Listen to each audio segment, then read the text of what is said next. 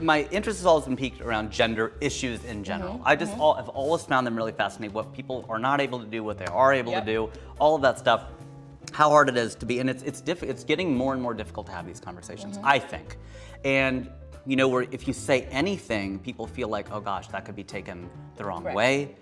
Do you feel like that is true? Has it gotten harder to discuss this stuff? Absolutely. And I do Online or IRL, anywhere? No, online. Everything when I say things are tough to talk about these issues or comments, right, it's always online. I do feel like in real life, people are wonderful. Yeah. Online, they can be wonderful too, but in real life, I'll tell you what, during the Black Lives Matter protests, I learned a very valuable lesson that year, because I remember being online and like a lot of people were kind of being like, oh, online's a lot for me right now. There's a lot of hostility, a lot of people arguing, there's a lot of misinformation, you know, you mix COVID with the protests, all this stuff, and it was becoming a lot, so I just put my phone away, and I was like, you know what? I'm going to a protest in real life. Wow. And I went to a protest in real life, and it was one of the most beautiful things I've ever seen.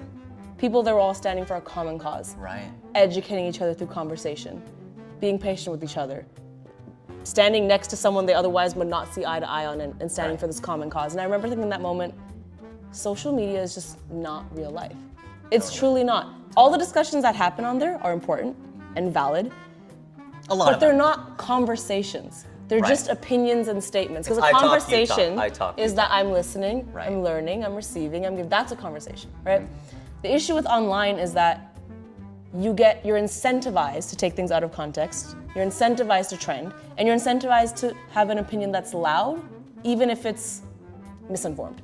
The most outrageous one. It'll get bumped up to the top. 100%. It'll get amplified. And people are. That's why things have gone so. It's part of the reason why. So I don't think the conversations. I don't want anyone listening to think, oh, social media doesn't play an important role in conversations. No, I've learned so much of social media. I think it's such a powerful tool. But for as long as people are incentivized to tear people down because it elevates themselves through numbers and through followers and all that stuff, it's never going to be a place where genuine conversation can happen. True. So where does that happen?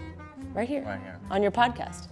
That's what's right here in this room. That's what I was podcast. hoping for. You know, because if you correct me and teach me something, I can actually like hear it and understand, and it's not like you're attacking me. And it's not like someone over there is inserting themselves in this conversation, saying something. You know what I mean? We're actually learning, and we can vibe. I've also had many instances where people I follow have said things online, and I'm not the one that will ever argue with someone online or like. Yeah. I'm like, same. you do your online.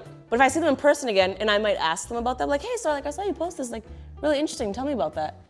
More often than not, that person goes, nah, man, that's just for the internet. Oh no. And I'm like, that's another issue. Here's an example. I've had many friends who have acted very frustrated about lockdown, or about the vaccines, or about any mandates, have complained about it all over social media. These are against my rights, I don't trust this, I don't do this. Never responded, to each their own. Saw them in person the next time, at an event you had to be vaccinated to get into. And I was like, oh, so no man, I'm fully vaxxed.